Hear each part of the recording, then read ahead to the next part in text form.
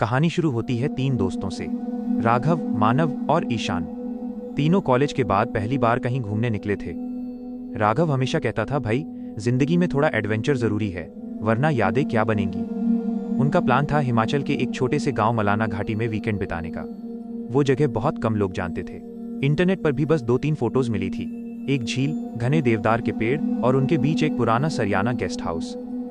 रात के 8 बजे जब उनकी गाड़ी उस घाटी की सड़क पर पहुंची। हवा में हल्की ठंडक थी, आसमान बादलों से घिरा हुआ था। पहाड़ी रास्ते पर एक पुरानी सफेद एसयूवी धीरे धीरे ऊपर चढ़ रही थी। हेडलाइट की रोशनी कोहरे को चीरते हुए मुश्किल से कुछ फीट तक ही दिख रही थी। सड़क संकरी थी, एक तरफ खाई, दूसरी तरफ घना जंगल। गाड़ी के अंदर 3 दोस्त थे। राघव ड्राइव कर रहा था, उसकी आंखें सड़क पर टिकी हुई थी, लेकिन चेहरा थका हुआ लग रहा था। मानव पीछे बैठा था, खिड़की से बाहर झांकते हुए पेड़ों की काली परछाइयां देख रहा था। ईशान ने अपने फोन की टॉर्च ऑन कर रखी थी, क्योंकि बाहर का कोहरा इतना गाढ़ा था कि हेडलाइट भी बेअसर लग रही थी। भाई ये सही में रास्ता है ना? ईशान ने थके स्वर में पूछा। राघव ने बिना नजर हटाए जवाब दिया, डर गया क्या? गूगल मैप तो यही दिखा रहा है, बस थोड़ा और ऊपर। मानव हल्का सा हंसा, कहीं ये गूगल मैप हमें ऊपर से सीधा नीचे घाटी में ना गिरा दे। गाड़ी आगे बढ़ी और धीरे धीरे कोहरा और घना होता गया। रास्ता अब कंकरीला था, टायरों के नीचे छोटे छोटे पत्थर चरमराते हुए आवाज कर रहे थे। पेड़ों की डालियां हवा में झूलती और कभी कभी गाड़ी के शीशे से टकराती। गाड़ी के भीतर सन्नाटा था, बस इंजन की हल्की गुनगुनाहट और उनकी सांसें सुनाई दे रही थी। करीब 10 मिनट बाद सामने एक पुराना लकड़ी का बोर्ड दिखा। वो आधा टूटा हुआ था, उस पर हल्का सा हरा मॉस जमा हुआ था। बोर्ड पर लिखा था, Sariyana guest house, welcome to peace. लेकिन पीस शब्द पर किसी ने गाढ़े लाल रंग से क्रॉस का निशान बना दिया। राघव ने धीरे से कहा, लगता है यही है। ईशान ने माथे पर शिकन डाली, अरे भाई ये पीस तो किसी ने पीसेस बना दिया है। मानव ने हंसने की कोशिश की, पर उसके चेहरे से झलक रहा था कि वो सहज नहीं है। राघव ने गाड़ी अंदर मोड़ दी। गेस्ट हाउस तक पहुंचने वाला रास्ता कीचड़ और जड़ों से भरा हुआ था।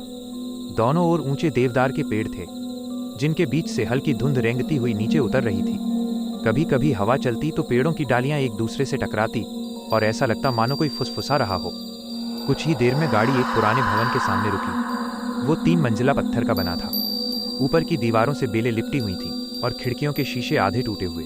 मुख्य दरवाजा लकड़ी का था, गहरा भूरा, जिस पर पुराने जमाने की लोहे की चौखट लगी हुई थी। ये तो किसी भूतिया फिल्म का सेट लग रहा है, मानव ने धीमे से कहा। राघव ने हल्की हंसी में जवाब दिया, भाई डर मत, आज तो बस यहीं ठहरना पड़ेगा। गाड़ी से उतरते ही उन्हें ठंडी हवा का झोंका लगा। रात के 8:30 बजे थे। आसमान में चांद बादलों में छिपा हुआ था और चारों तरफ एक ऐसी शांति थी जिसमें हर आवाज गूंज जाती थी। राघव ने दरवाजे पर दस्तक दी। अंदर से कोई हलचल हुई। दरवाजा धीरे धीरे खुला और सामने आया एक बूढ़ा चौकीदार। उसके बाल सफेद थे, आंखें धंसी हुई और चेहरे पर एक गहरी झुर्रियों की लकीर। वो बिना कुछ बोले कुछ सेकंड तक तीनों को घूरता रहा, फिर भारी आवाज में बोला, 3 कमरे खाली हैं, मगर ऊपर वाला मत लेना। राघव ने मुस्कुराते हुए पूछा, क्यों बाबा, ऊपर क्या है? भूत है क्या? बूढ़ा धीरे से बोला, जो ऊपर गया वो नीचे नहीं आया। एक पल के लिए माहौल ठंडा पड़ गया।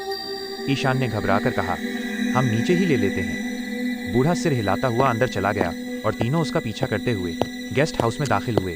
अंदर की हवा सीलन भरी थी, दीवारों पर नमी के निशान थे और छत से लटकती पुरानी लाइट पीली झिलमिलाहट दे रही थी। सीढ़ियां लकड़ी की थीं और हर कदम पर हल्की आवाज दे दी। फर्श पर पुराने गलीचे बिछे थे, जिनसे हल्की सड़ी सी गंध आ रही थी। तीनों को नीचे वाले 2 कमरे मिले। राघव ने हंसते हुए कहा, यार अगर ऊपर कुछ है भी तो उसे डिस्टर्ब क्यों करें? मानव ने कहा, भूत नहीं, ह्यूमिडिटी ज्यादा है यहाँ। उन्होंने अपना सामान खोला, गैस स्टोव निकाला और थोड़ा खाने का सामान टेबल पर रख दिया। बाहर अब हल्की बर्फ गिरने लगी थी। खिड़की के बाहर सफेद परतें जमने लगी और हवा के साथ झोंके अंदर तक महसूस हो रहे थे, जो सीधे हड्डियों में उतर रही थी। रात करीब 10 बजे तीनों ने आग जलाई। गेस्ट हाउस का मुख्य हॉल बड़ा था। बीच में फायरप्लेस, दीवारों पर पुराने शिकार के चित्र और एक टूटी घड़ी। आग की लपकें लकड़ी को खा रही थी और उसकी चमक उनके चेहरों पर पड़कर अजीब छाया बना रही थी। मानव ने बियर खोलते हुए कहा, भाई सोचो अगर सच में ऊपर कुछ हो। राघव मुस्कुराया, होगा भी तो फोटो ले लेंगे, वायरल हो जाएगा वीडियो। तीनों हंसे, लेकिन तभी ऊपर की मंजिल से कोई आवाज आई, जैसे कोई भारी चीज फर्श पे गिरी हो। तीनों चुप। मानव ने गर्दन उठाई। ये क्या था? ईशान ने डरते हुए कहा, कोई जानवर होगा। लेकिन कुछ पल के बाद वो आवाज़ फिर आई, इस बार जैसे कोई धीरे धीरे चल रहा हो। राघव ने टॉर्च उठाई। चलो देखते हैं, ईशान ने कहा। पागल है क्या, तुझे याद नहीं उस बूढ़े ने क्या कहा था? लेकिन राघव ऊपर जाने लगा। सीढ़ियां पुरानी थीं, हर कदम पर चरमराहट होती, दीवारों पर धूल जमी थी। ऊपर पहुंचकर देखा लंबा गलियारा, 4 दरवाजे और सबसे अंत में एक दरवाज़ा आधा खुला हुआ। राघव ने धीरे से धक्का दिया। कमरा अंधेरे में डूबा हुआ था। अंदर सिर्फ एक पुरानी लकड़ी की कुर्सी थी जो अपने आप हिल रही थी, झूला सी कुर्सी जो आगे पीछे झूल रही थी, मानो कोई उस पर बैठा हो और अभी अभी उठा हो। तीनों जड़ हो गए। राघव ने टॉर्च की रोशनी कुर्सी पर डाली, लेकिन वहां कुछ नहीं था। फर्श पर बस पुराने पैर के निशान थे, जैसे गीले पैरों से कोई चला हो। मानव ने डरते हुए कहा, राघव चलो तुरंत नीचे चलते हैं। अचानक दरवाज़ा अपने आप बंद हो गया। ईशान चीखा। राघव टॉर्च बुझ गई। अंधेरा, बस सांसों की आवाज़ें। कुछ पल बाद दीवार के पीछे से फुसफुसाहट हुई। क्यों आई हो या? तीनों ने मुड़कर देखा। कुर्सी अब स्थिर थी, पर उसके पीछे एक परछाई थी, लंबी टेढ़ी और चेहरे पर बस काला धब्बा जहां आंखें होनी चाहिए थी। राघव ने जोर से दरवाज़ा धक्का दिया और नीचे भागे। उनके पैरों के नीचे फर्श चरमराया और नीचे पहुंचते ही उन्होंने देखा बूढ़ा चौकीदार अब वहां नहीं था। टेबल पर उसकी लाठी पड़ी थी और फर्श पर ताज़ा खून की बूंदें, और अब पूरा हॉल पीले धुएं से भरा लग रहा था। मानव ने कांपते हुए कहा, बूढ़ा कहाँ गया? वो अभी यही था। ईशान ने फर्श की तरफ देखा। खून की बूंदें धीरे धीरे दरवाजे की तरफ खींचती जा रही थी, जैसे कोई उन्हें घसीटकर बाहर ले गया हो। तीनों ने एक दूसरे की ओर देखा, फिर धीरे धीरे उस निशान का पीछा करने लगे। दरवाज़ा उन्होंने खोला तो बाहर ठंडी हवा का झोंका आया। बर्फ अब तेजी से गिर रही थी। चांद बादलों के बीच से आधा झांक रहा था और सामने लकड़ी का लंबा बरामदा फैला था, जिसके अंत में अंधेरा निगल चुका था। निशान बरामदे से होते हुए पिछवाड़े तक गए। वहां एक छोटा सा रास्ता था जो जंगल की ओर जाता था। पेड़ों के बीच वो लाल निशान अब टूट गए थे और सिर्फ बर्फ पर दबे 3 अजनबी पैरों के निशान रह गए थे, एक बड़ा और 2 छोटे, जैसे कोई किसी को खींच कर ले जा रहा हो। राघव वापस चलते हैं, सुबह देखते हैं, ईशान ने डरते हुए कहा। लेकिन राघव ठहर गया। उसकी आंखें कुछ ढूंढ रही थी। याद है बूढ़े ने क्या कहा था? ऊपर वाला कमरा मत लेना। उसने धीरे से आगे देखा। शायद जो ऊपर था वही उसे ले गया। तीनों वापस अंदर लौटे, दरवाज़ा बंद किया और कुर्सियां लगाकर टिकाया। गेस्ट हाउस अब और भी डरावना लग रहा था। हवा दीवारों की दरारों से अंदर आती और सीटी जैसी आवाज़ करती। तीनों आग के पास बैठ गए। बाहर बर्फ का तूफान बढ़ गया था। मानव ने कांपती आवाज़ में कहा, अगर यहाँ कोई है तो वो हमें जाने नहीं देगा। ईशान ने आंखें बंद की। तू चुप कर, सुबह तक सब ठीक हो जाएगा। लेकिन तभी ऊपर की मंजिल से फिर वही आवाज़ आई, इस बार कदमों की नहीं, जैसे कोई ज़मीन पर कुछ घसीट रहा हो। राघव ने धीरे से कहा, अब की बार अगर ऊपर कुछ है तो हमें पता लगाना ही होगा। ईशान चिल्लाया, क्या पागल हो गया तू? पर राघव ने टॉर्च उठाई, धीरे धीरे सीढ़ियों की ओर बढ़ गया। मानव ने उसका हाथ पकड़ा। भाई अकेला मत जा। तीनों साथ ऊपर गए। ऊपर अंधेरा था, बस टॉर्च की रोशनी दीवारों पर घूम रही थी। हर दीवार पर अजीब से निशान थे। किसी ने नाखूनों से खरोचा था। कुछ जगहों पर पुराने खून के धब्बे थे। कमरा अब भी खुला था। वही झूलती कुर्सी बीच में रखी थी, पर इस बार उसके सामने एक आईना था, धुंधला पुराना, जिसकी सतह पर अंगुलियों के निशान। राघव पास गया।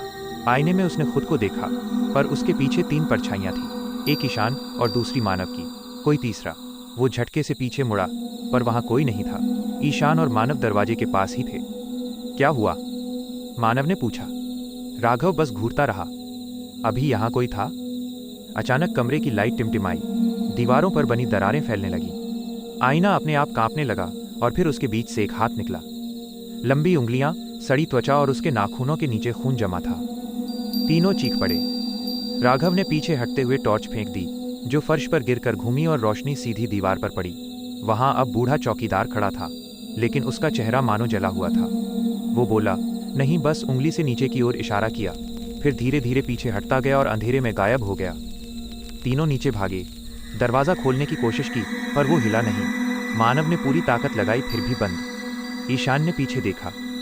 सीढ़ियों के ऊपर से कोई उतर रहा था, धीरे धीरे, कदम दर कदम। ईशान चिल्लाया, कौन है वहां?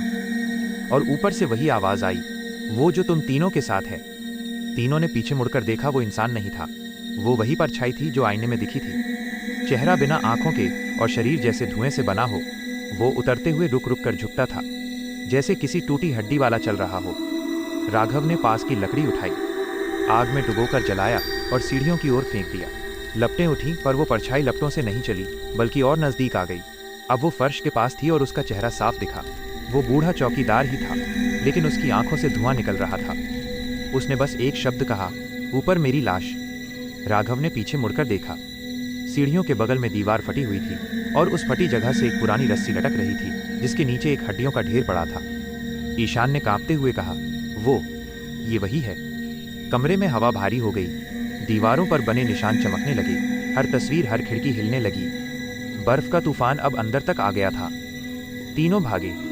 उसी वक्त गेस्ट हाउस के अंदर से म्यूजिक बजने लगा।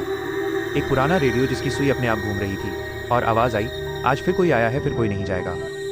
पीछे दरवाजा खुला। राघव ने देखा कि दरवाजे के पास एक मिट्टी का तेल से भरा हुआ डब्बा था। उसने उस डब्बे को उठाया और कमरे में फेंक दिया।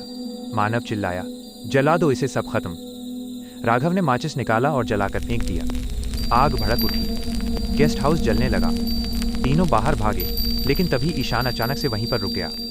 उसकी आंखें खोखली थी, चेहरा अजीब सा था। वो बोला, तुम दोनों जाओ, मैं तो यहीं रहता हूं। और वो धीरे धीरे पलटा। उसके चेहरे पर वही परछाई थी जो उन्होंने ऊपर देखी थी। राघव और मानव ने भागते हुए पीछे पलट कर देखा। गेस्ट हाउस राख में बदल गया, लेकिन खिड़की से वो काला साया झांक रहा था। सूरज निकला और गांव के कुछ लोग वहां पहुंचे।